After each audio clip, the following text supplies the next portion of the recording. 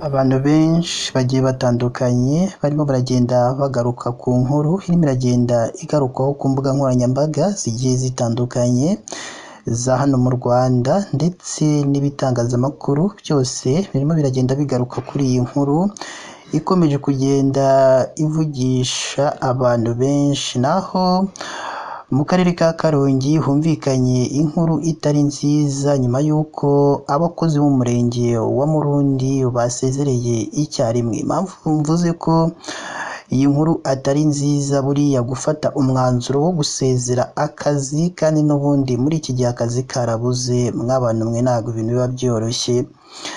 Hanze aha umuntu ariga akarangiza ariko yashaka akazi bikaba ibindi bindi, buriya akazi karabuze. Rero kumva ko umuntu yikuye ku kazi kiwe haba ari ikibazo, n'ukuntu akazi kabuze ushobora gusezera akazi wibwiye ko ugiye kubona akandi ariko ukamara igihe nta kandi kazi ufite. Ese byaba byagenze gute kugira ngo bano bakozi b'umurenge wa Murundi bose basezereye icyarimwe? Ese umuyobozi w'aka karere ka Karongi we yatangaje iki nyuma yo kumva nawe yo kumva iyi nkuru y'uko bano bakozi b'umurenge wa Murundi bose basezereye icyarimwe, kuko harimo n'umunyamabanga nshingwabikorwa w'uyu murenge wa Murundi. Si hano honyine bikunze kugaragara ko abakozi begura, kuko hashize igihe no mu karere ka Rubavu naho umuyobozi w'umurenge nawe afashe umwanzuro nawe aregura. Icyo gihe yaje gutangaza ko asezeye ku mpamvu ze bwite,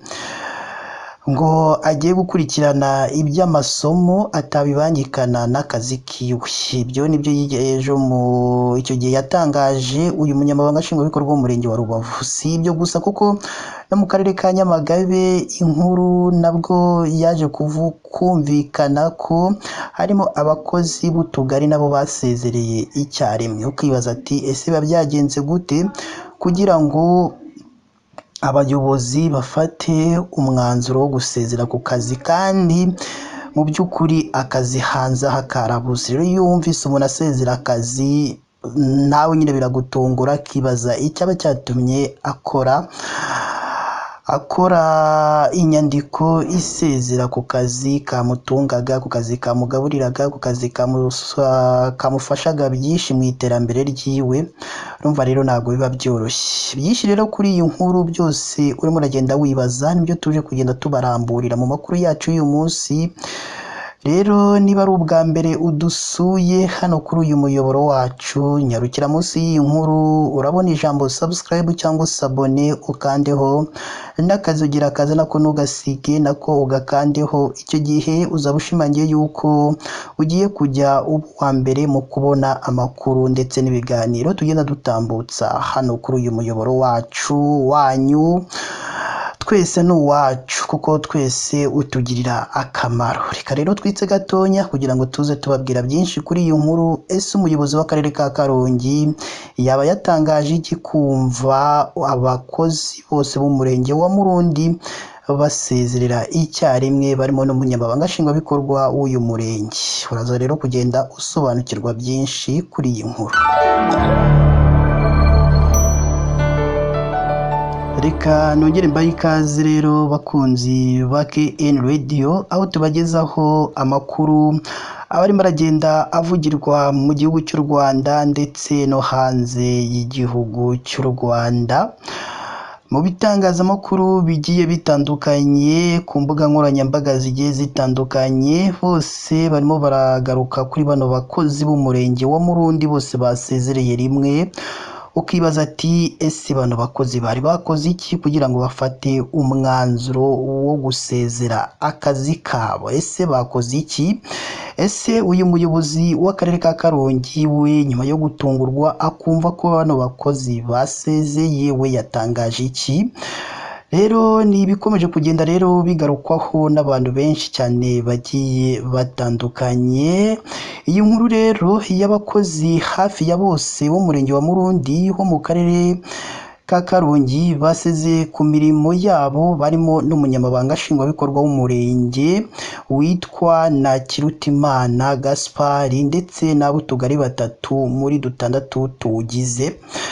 rero mwisezera ry'akazi n'umunyamabanga nshingwabikorwa w'uyu murenge wa Murundi nawe ari mu basezeye ari kumwe n'abo tugari batatu. Ubusanzwe uyu murenge wa Murundi ufite utugari dutandatu. Rero abayobozi b'utugari batatu rero nabo basezeye. Ese byaba byagenze gute? Iyi nkuru irimo iragenda ivugisha abantu benshi bibaza icyatumye aba bakozi bose basezerera icyarimwe. Iyi nkuru rero niyo dukesha ikinyamakuru Bwiza, niyo yaje kuba yatangaza iyi nkuru. Gusa umuyobozi w'akarere ka Karongi Mukase Valentina nawe yaje yemeza aya makuru, aho yabihamirije umunyamakuru wa RBA ukorera i Karongi, ariko yirinze kumubwira umubare w'abasezeye ndetse n'icyabateye gusezera akazi. Gusa urumva ko uyu muyobozi w'aka karere ka Karongi Mukase Valentina we yemeje iby'aya makuru y'isezera ry'aba bakozi b'umurenge wa Murundi. Gusa yinize kugira byinshi atangariza itangazamakuru. Rero natwe nitumenya byinshi kuri iyi nkuru, icyatumye aba bakozi basezera, tuzabikarukaho mu makuru yacu tugenda tubagezaho hano kuri KN Radio.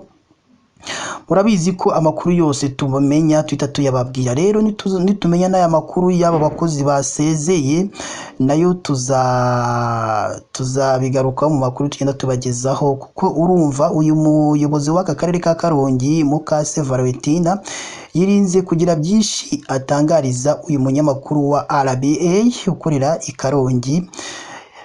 Ubwo rero nitugira ibyo tumenya tuzabigarukaho mu makuru yacu. Gusa si rimwe si kabiri inkuru nk'izi ngizi zigenda zumvikana, kuko ni inkuru zigenda zumvikana hirya no hino cyane, ko abakozi b'umurenge cyangwa b'utugari bose bafata umwanzuro wo gusezera ku kazi kabo, kandi bakavuga ko ari impamvu zabo bwite zitumye basezera ku nshingano zabo.